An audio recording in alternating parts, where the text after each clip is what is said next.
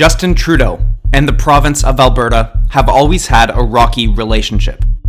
Regardez, le Canada fait dur maintenant parce que c'est des Albertans qui contrôlent notre agenda communautaire et socio-démocratique. Ça marche pas. Est-ce que le Canada est mieux servi quand il y a plus de Québécois au pouvoir que quand il y a plus d'Albertans au pouvoir?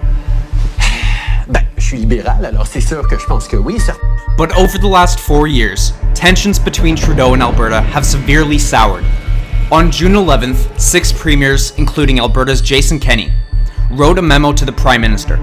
In this memo, they cited Bill C-69 and C-48, saying these two bills are a threat to Canada's national unity. In response, Trudeau called this memo irresponsible. I think it's absolutely irresponsible for Conservative premiers to be threatening our national unity if they don't get their way. At first glance, this seems like a battle between political parties. But below the surface, a battle of federalism is brewing. And this is more than just political rhetoric for the people of Alberta. A new movement has been gaining serious traction in the province. A poll conducted last February by the Angus Reid Institute found that approximately 50% of Albertans would support secession from Canada. After the 2019 election, hashtag Wexit, meaning Western Exit, began trending on Twitter. But this isn't just an online phenomenon. The Wexit Party has recently applied for official status. However, a poll conducted this November from Abacus Data found that only a quarter of Albertans would actually vote to secede if a provincial referendum was held. So this begs the question, how serious is the Wexit movement? And does it pose a real threat to Canada's national unity in the near future?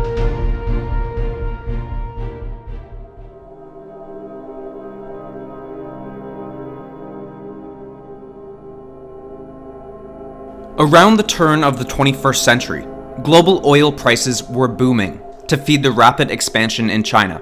And due to the destabilization in the Middle East, Canada stepped in to fill the demand. But in 2014, the global price of oil plummeted, taking down Alberta's resource economy with it. In fact, since 2014, Alberta has lost more than 130,000 energy jobs. Last month alone, they lost 18,000 jobs in the private sector. But here's what really angers the province. Even though Alberta is suffering under hard economic conditions, they are still constitutionally obligated to send equalization payments to other provinces. Equalization critics explain that even though Quebec ran a $3 billion surplus last year, they're still receiving an extra $1.4 billion in federal transfers this year. As cited in the Calgary Herald, meanwhile, Alberta, which has the highest unemployment rate in the country and is running an $8 billion deficit, just keeps getting kicked when it's down. This is what the Premier of Alberta, Jason Kenney, had to say about this. What's the problem with equalization?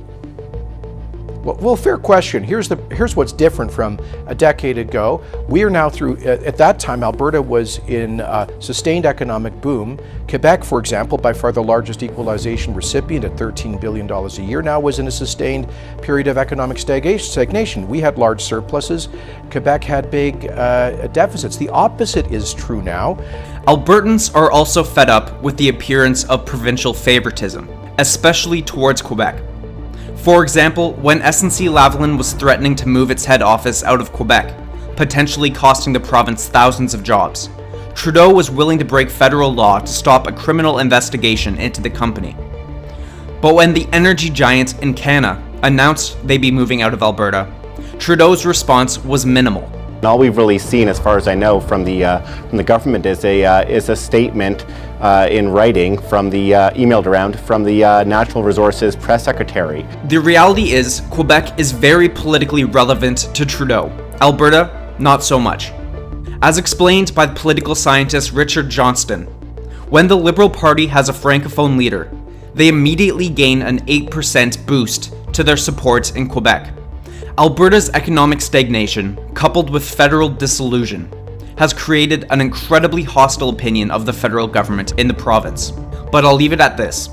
In order to have a working confederation, economic essentiality needs to be met with political relevancy. We may live in British Columbia, Yukon, the Northwest Territories, Saskatchewan, Manitoba, Nunavut, Ontario, Quebec, New Brunswick, Prince Edward Island, Nova Scotia, or Newfoundland and Labrador. But we embrace that diversity while knowing in our hearts that we are all Canadian.